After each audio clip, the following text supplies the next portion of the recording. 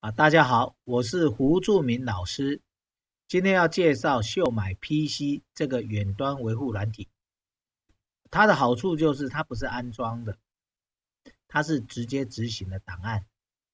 在使用的时候，请你放心，每次要让别人从远端连过来维护你的电脑，你只需要把这个程式执行就好了，平常不需要执行。那每次会产生一个序号。首先如何产生序号让对方能够连过来呢？你要点这个现在显示我的电脑。点它以后，它会产生一组序号，这组序号每次都不一样，所以请你放心。产生这序号以后，你把它复制起来，看是要透过简讯、电话或是 Line、Skype 都可以，然后传给对方，对方呢也是一样要执行这个软体，他就贴到他